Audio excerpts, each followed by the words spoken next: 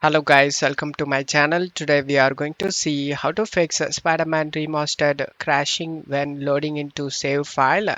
Let's fix it guys. You just need to open up File Explorer and go to Documents and double click on the Spider-Man Remastered folder, random numbers. Copy all these files and then create a backup. To do this, create a new folder, name it as backup and then paste the files in here. After taking the backup, just to go back to the this file location and then delete the files in here. Now launch the game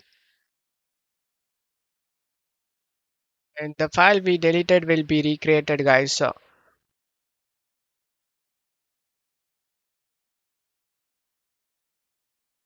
as you can see the game opens up without having any problem.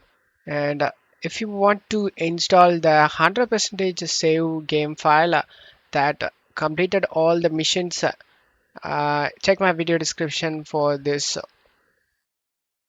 video link guys, just how to install the 100% save file that has all missions completed, or you can actually play this new game. And I hope this video helped you guys. If the video helped you, don't forget to leave a like guys. Thank you.